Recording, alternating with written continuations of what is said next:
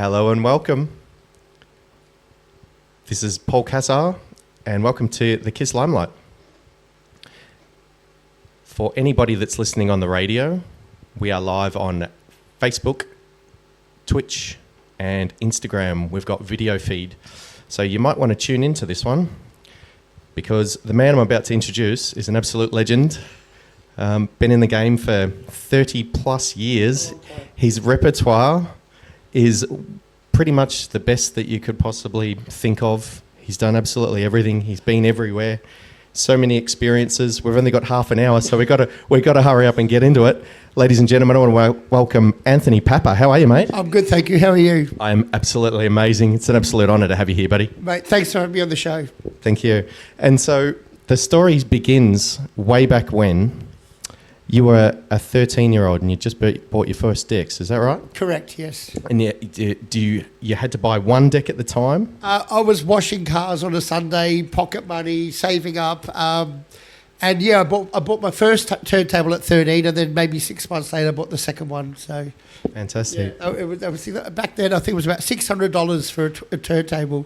It's a lot of money. I mean, it's still a lot of money now. So for a kid that young to save up and buy, it was a big deal. It's what I wanted. So my parents said, "Oh, if you want it, yeah, we're going to work for it." Absolutely. And then the most amazing thing happened. He starts DJing. He starts practicing in an era. Young Greek boy young Italian boy way back when. Sicilian, actually. Sicilian. There wasn't any coaches. There wasn't any internet. A couple of years later, fast forward to the age of 15, and this man wins an Australian DMC Championship DJ competition. Can you tell us a little bit about that? How does a 13-year-old get to be so good in such a short amount of time? You know, I was obsessed. I pretty much taught myself how to mix before I had turntables by using a metronome. I was a drummer from the age of 4. Music was in the family. Music was in my blood. I understood rhythm, timing. It was normal for me. So just learning how to do it with records or turntables was just the next thing. So I practiced a lot. You know, you don't become good at something by just overnight. So you work hard, you put the hours in. And like I said, I was obsessed. So it was as much time as I could mixing. How do you do that? And I'd never really seen DJs DJ, just heard on the radio. So it's kind of self-taught, really. I mean, when I first started mixing, I didn't even know that you needed slip mats. I was trying to start the record before the record started to kind of catch it on. And then I went to a birthday party and saw a mobile DJing and saw the mats. I was like, "What's that?" They're like, "Oh no, you need these." So I went and bought them, and then it just seemed a lot easier, which obviously it was. It makes sense. And yeah, it was just a lot of hard work and really, really into what I was wanting to do, you know. So a man from the very beginning getting to excellence very quickly and then staying up there. Yeah, a very quick learner, very passionate, very dedicated. You know, I would think about how things work or how do you do that. And, you know, in my head, I'd probably work it out before I even did it. When I went to do it, I'd just do it. So, yeah, practice. Fantastic. Yeah. And we're going to play some tracks, right, between our chats today. Do you want to give us a little bit of a background on this track that we're about to bring in? The first track I'm going to play for you is under my name, Free Fall Skydive. Free Fall was myself and Alan Bremner. We had a studio partnership. And it was a very big track. It was originally released on Stress Records. This version that I'm playing is the Hi-Fi Bugs remix, which is Phil Kay and Andy Page. The reason I'm playing this version, well, it was also because I love it, is a tribute to Phil. Phil was a very good friend of mine, Melbourne DJ, Kiss FM DJ. And this version was released on a Melbourne label from DMC called Crucial Cuts. So this is the Melbourne input of my track, Free Fall Skydive. Absolutely amazing. Bring it on. This is Kiss Limelight with Anthony Pappa.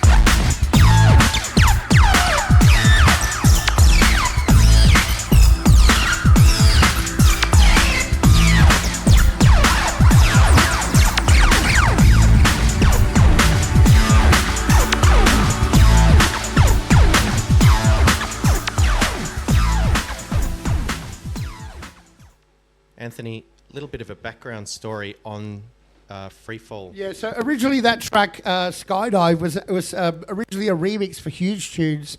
The track was called Myro Paradise. And Red Jerry, he liked part of it, but he didn't like the full mix. And he said, "Look, guys, can you change it?" And we said, "No, we kind of like it the way it is." He goes, "Well, I don't want to take it." And we were devastated because we really wanted to be on Huge Tunes. It was such a great label.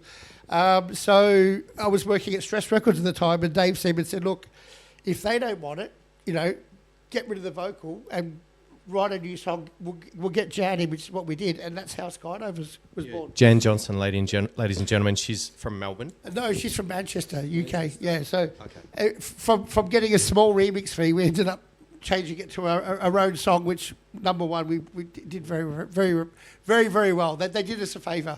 Yeah, absolutely. And if we can just flash back to 1998, which is the year that was created. Where were you at the time, and how did that track come to fruition? I'd moved to the UK from Australia and working at Stress Records, which also has recording studios. They got me partnered up with Alan, and that's how we started Freefall. Speaking of 1998, here's Chicane Offshore. Now, there's a good story behind this. People know that I was one of the first DJs to do key mixing.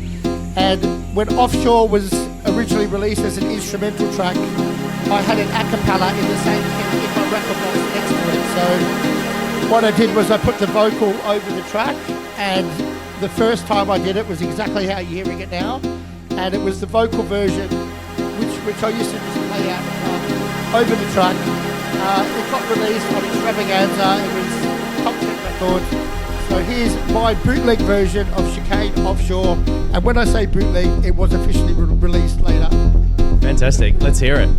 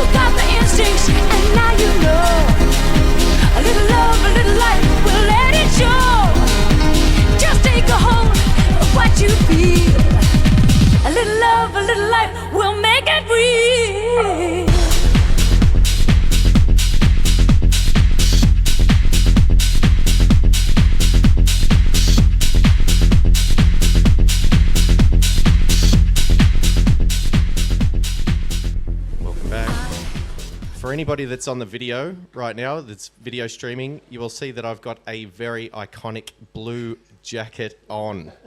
And there is quite an amazing story that comes with this. We are now fast forwarding to the year 2000. Yep. And quite an iconic album came out that was a bit of a pivotal point for where progressive house was coming from and where it was going to. Do you want to just tell us a little bit about that, and how did this album come about? So the jacket's the album cover from my Global Underground CD, New Breed CD. And the whole idea of New Breed was there was a new breed of DJs coming through from the big established names that were big in the day, which still are today. And so at the end of '99, I started putting tracks together to create this album. And it was the end of an era, end of a decade of the '90s. And as we went into the noughties, the stars aligned with a new timing, millennium, turn of the decade, a new sound. It was just perfect. It all lined up, and the album came out in March 2000. And which is the Global Underground 001 New Breed. Yes, it was the first release of the series. I was honoured for James and Andy from Global to ask me to be the DJ to launch that series. That was... I launched the series, but by also doing that, it also launched me and my career to a global scale where I was travelling all over the world, and it really took off. And was that an intuitive decision from you, or was that a sound that you could see that was emerging, and you felt like it just that you needed to give it a little push to push it into a new direction? It was a no-brainer. It wasn't even something I thought about. I knew the company were great. Global Underground was a big brand. It was to be a part of that was a big thing. The music was what I believed in. I always play what I play at the time and what I believe in, so that all just felt right. Because it was only 9 months later that Digweed Global Underground, LA 019 came out. And I have to say that a huge thank you. That changed my life for how I saw music from that point. And I really feel that you, both yourself and Digweed, from a public perspective, because we could only see what was going on by going to live shows, and we could go and buy the local CDs, go to the local CD shop. So I really feel that you guys were the pioneers for that. And this is a time when you didn't have YouTube and social media. So when those albums came out, it was like, there was all these countries around the world that get the album, and it was what opened up people's eyes, ears to the sound and to the music. So they were quite influential. So yeah. Fantastic. Shall we go into our next track? Yeah, Do you want to tell us a bit? This next track is The Beloved Sunrising, and it's Free Fall, which is myself and Alan remix.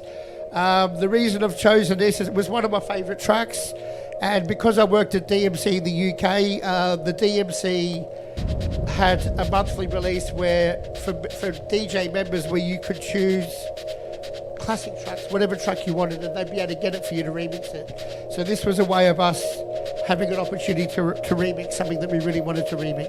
Amazing, let's hear it.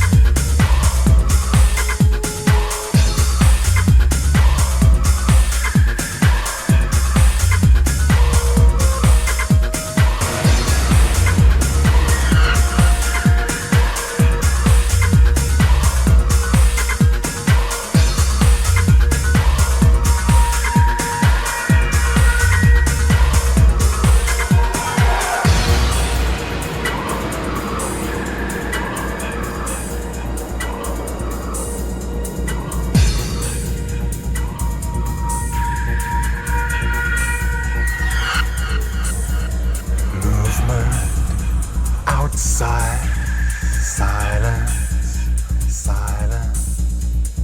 Restless lover, spread your wings. As the day begins, the day begins, the day begins, the day begins, the day begins, the day begins, the day begins. So, Anthony, we're going to keep this track playing because we could talk for the next 90 minutes, and I want to hear you. We need to hear you talk as much as we need to hear you. Okay, so after the Globe Underground album in 2000, it kind of launched me on the map around the world, and I was touring basically for 10, 15 years, pretty much doing everything that I ever set out to do and achieve. Living the dream. So it was great. Amazing. And how does somebody such as yourself, how do you prepare for such a whirlwind experience, and you're flying through time zones, and you're DJing till the sun comes up in a particular country, and then 4 hours later you're in a completely different time zone. How does that affect your body? Well, I'm pretty good with the old jet lag. I mean, I just think I'm so used to it. I'm used to traveling, and you just need to. When you arrive somewhere, you need to try and stay awake stay awake through the day on that time, and try and sleep at night. So I never find a problem going places. Sometimes coming back to Australia can be a bit more difficult, but as long as I stay up through the day and crash at night, I'm pretty much fine after one sleep.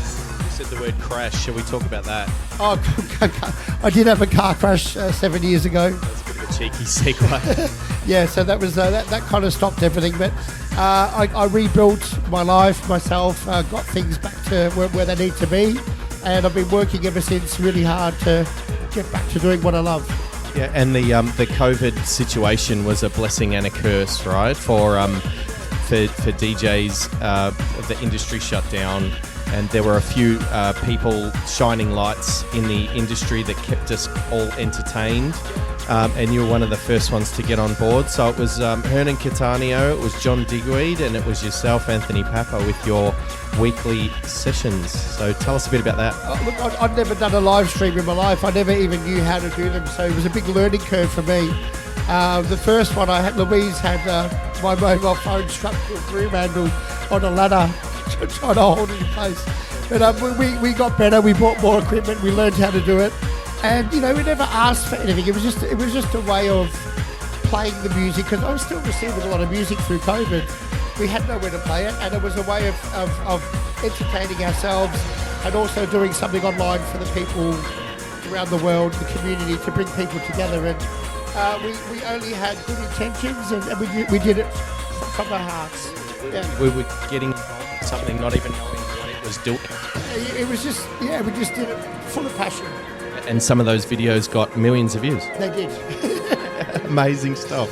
So again, thank you for your entertainment. Thank you for your services and all of the things that helped get us through what was such a difficult period. So you're very welcome. I still get people at gigs, even recently, coming up saying, "Oh, here's a picture. My daughter drew this for you," because I told her I was going to see the DJ that was on TV, because there were families in bed on the other side of the world watching the live streams, and so I'm going to draw a picture for that guy. So it actually did bring a lot of people together, and we helped. I'd like to think we helped a lot of people in challenging times for everyone, really. Absolutely. I always look forward to getting up at 6 a.m. for Digweeds on Sunday morning. Exactly. That was a treat. It was so nice. Yeah. Absolutely. And just flashing forward to now, you've had a quite extensive touring. Was it 3 months you've been on the road? Yeah, I was in Europe for a couple of months, came back to Australia for a week, then went to South America for 3 weeks.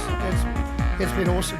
Amazing. And what was the kind of biggest show in the past 3 months that you've played at? Probably Belfast, 10,000 people. The SEC Arena, which is like a hockey stadium. Lush Classical with the orchestra.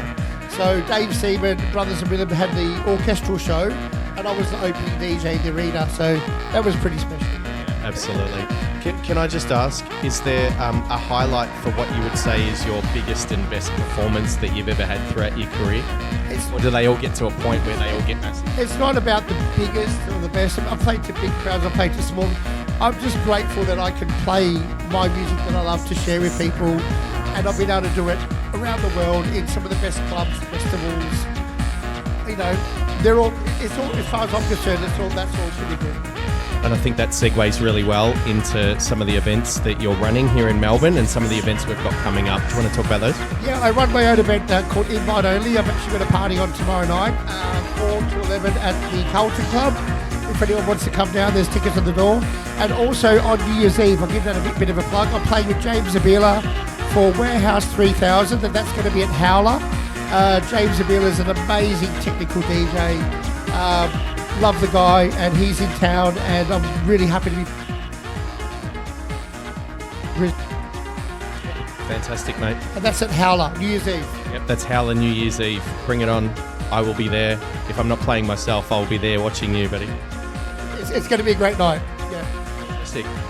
I think that's all we've got time for. I think it's about time we get you in the mix.